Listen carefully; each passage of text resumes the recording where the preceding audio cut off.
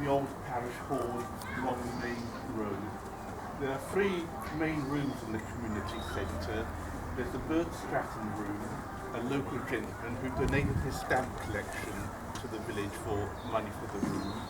And there's a Patrick Moore, the famous astronomer. He was associated with the community centre through Robin Gorman, local broadcaster. I think Robin left a little memento of a newspaper cutting about Patrick Moore. And there's also the Gloucester Hall, the community centre was opened by the Duchess of Gloucester. The hall is named after her. In the community centre, by the kitchen, there are two sets of photographs showing the building and the opening with the Duchess of Gloucester. We carry along here. If anybody wants to say any little anecdotes along the way, please do.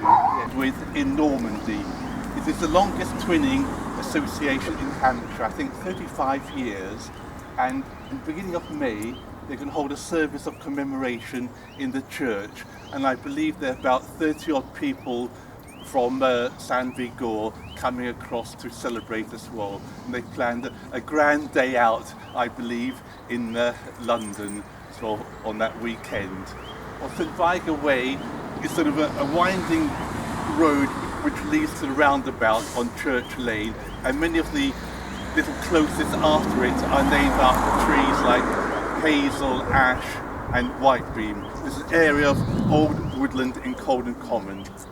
We cross the road and go past the school now. I just say the school, it was sort of designed by the architect of Southampton Eastleigh Airport, the design, the gull wing design, and it replaces the old school which was by the church along Main Road. It is a new school.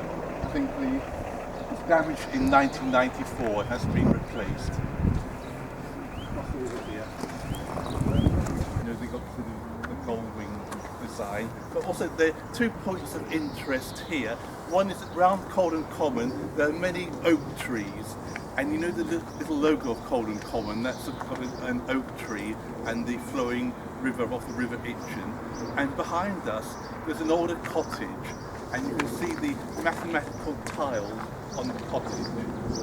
I'm not sure about the exact age of that cottage, about 1880 I think. But along Church Lane there's a similar cottage called Keeper's Cottage. That is a listed building, and it's got what's called the mathematical tiles on the wall, and it's got some unusual chimneys. But you often pass that by in Church Lane. Let's hurry on. It's an area of old woodland that's preserved and owned by the Parish Council. A feature of Colden Common we just passed through is that it's a very green area, and lots of the new houses in the estate have been built with little greens.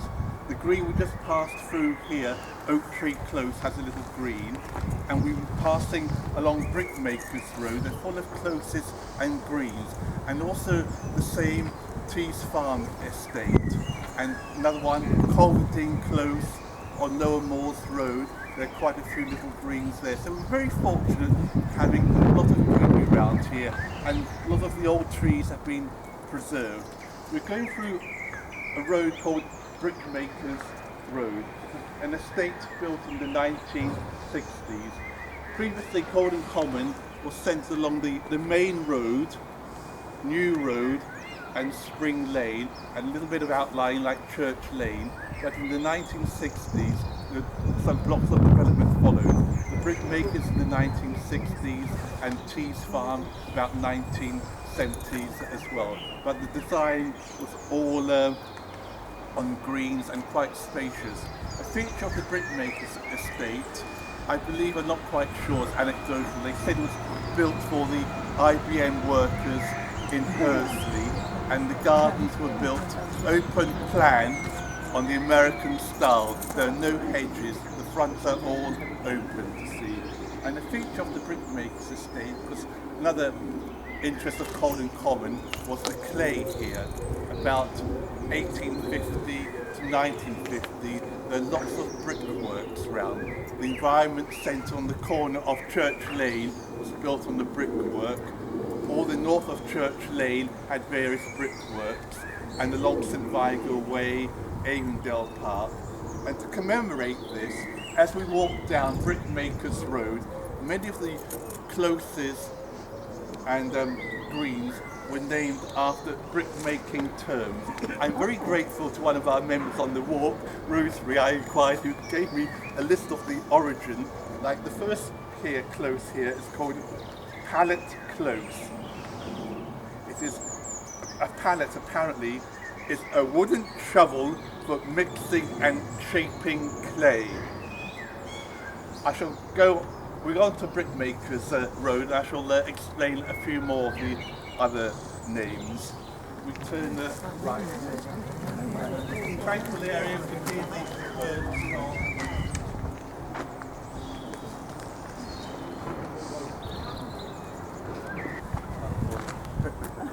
You just wait for us.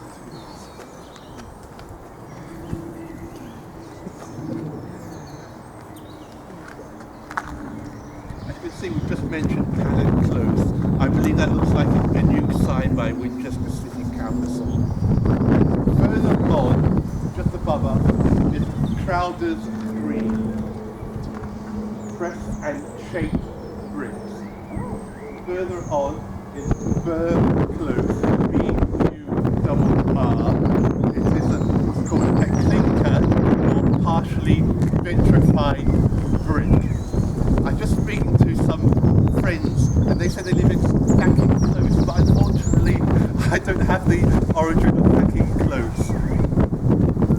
We carry on down here Brickmakers Road to Piping Green. I just say a few of them. There's Clamp Green, it's a block of clay burnt in a kiln called a clamp. Setter's Close, it's from Segar, S-E-G-G-A-R. It's a holder for fine pottery to be baked. We've got Skinton Green, that's to separate and rotate the half-dried bricks to permit drying. And there's Lewin Close, L-E-W-I-N. We're not quite sure, that could be a person's name. And Hack Drive, that's a frame for drying bricks. And there's Piping Road, Green and Close. There's three of them. It's already very confusing to newcomers, this. And that piping is glazed or unglazed clay piping. And it's also a green called Kiln Green, which is off Piping Road. We carry on down here. There's Church Pond, is just the village pond, is just to the left, and there are a couple of seats along Church Pond. We're going to take a little diversion round here for a few minutes, but those of us, if you want to wait at Church Pond on the seats, you can. But we're just going to take a little diversion round here. As you notice, sort of Colden Common, it's very tranquil and very quiet when we're walking around, very residential. Yeah, this is got Piping Road down there, Piping Green and Piping Close. We're going to take a little walk through Piping Green to show the layout of the open plan gardens and the little green, and we end up in Piping Close. So we look on the left there, it's very energy efficient with the solar glazing, and there was an article in the Hampshire Chronicle about a year or two ago. It's not actually just the solar panelling, he's actually insulated. He's put 3 or 4 inches all the way around the house, on the outside. It's fully on insulated. YouTube as well. Here we see Street called Valley Close. And you can see it runs, I said, from Main Road to Grand Road. In Colden Common, there's Colden Common itself, but there are 2 outlying little hamlets, Brambridge, Highbridge and Fishes. So sometimes they all have a little bit of independence on them, and there's a sign now for Brambridge and one for Fishes Pond. We turn left here. I'm not sure when the name changed, but along the north side is a lot of older brickworks. Just further along here to the right, there's an old cottage called Keeper's Cottage. If you've got time, we've got to cross the road or take a minute or two to walk down, but you can see it another time. It's got the and the old chimneys. I'm not quite sure about the age, about 1880 or 1890. We carried on here. Prior to turning left, if you turned right. And this bungalow was built in the 1960s, he said, with some of the bricks from the brickyard by the Environment Agency. We're going to go along Church Lane, it's a bit narrow here, and take the second turning on the left. But on the corner there is an old cottage that used to be lived in by one of the managers, the foreman of the brickwork. We're here in Veers Lane. This is an unmade road which goes from Main Road to Knobs Crook. That's at Fisher's Pond. It's quite a nice walk. It can be a bit muddy at times. Mr. Veer, I think, was an old brickmaker who lived in the turn of the century and was a lifelong resident of the village. I'm not quite sure what part he had in the management of the bricks. And this cottage here, as I said, that was lived in by a former foreman of the brickworks. And there used to be an older kind of storage yard, and a few new homes are built on that site about 5 or 6 years ago. We go down here and turn into Church Pond, or the village pond on the right. And it was excavated in 1996 by the developers who built St Vigor Way. We see an example behind us of the homes there. The Environment Agency helped a few years later to landscape it. The pond, along with North Pond, is what's called a balancing pond.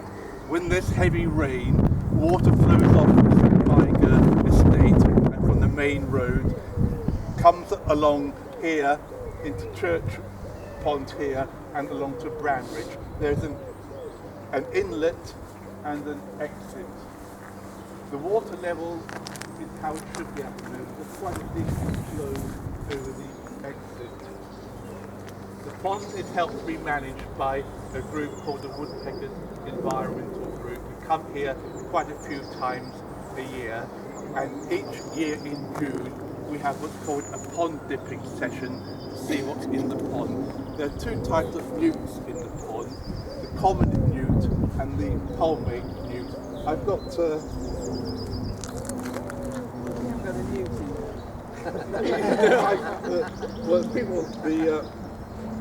the palmate newt is a little bit smaller than the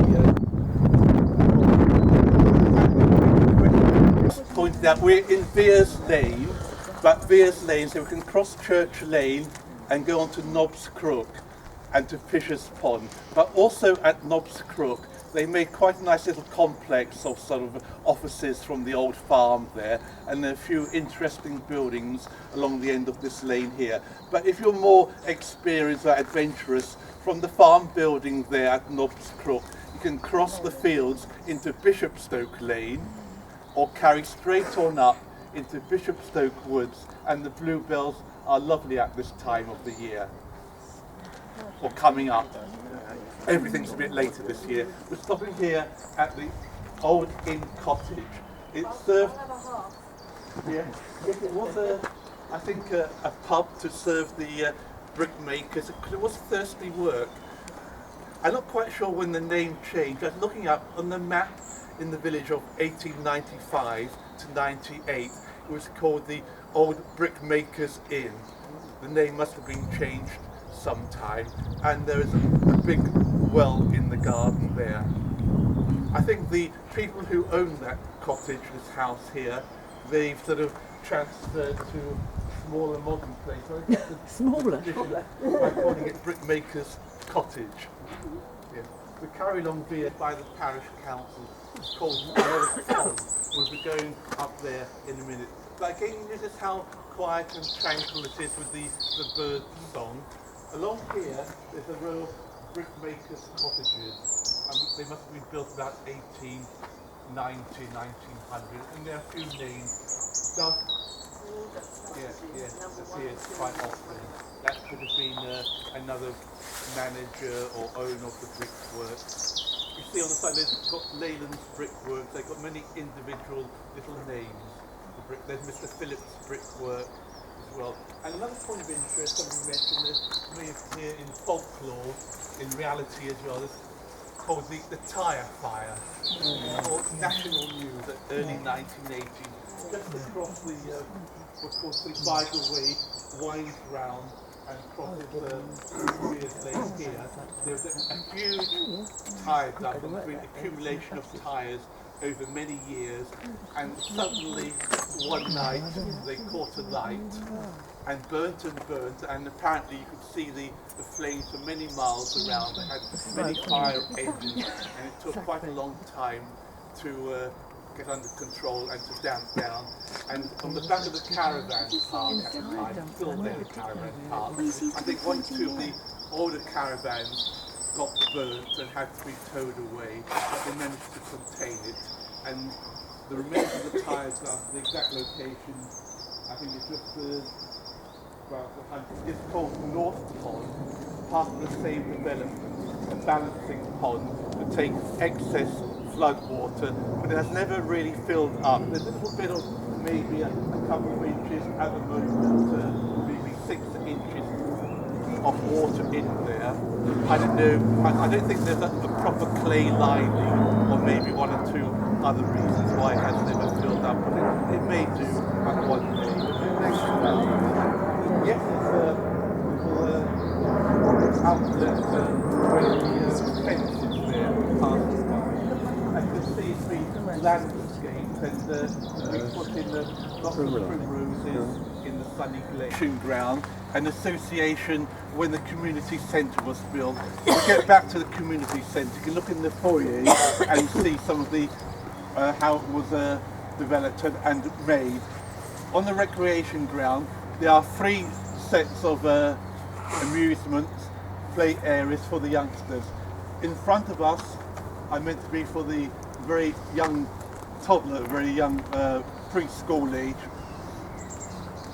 Further on is the skateboard park, and in between a sort of an intermediate area for youngsters with swings. So we've been following the path through, and the path leads into Spring Lane along by the Methodist Chapel.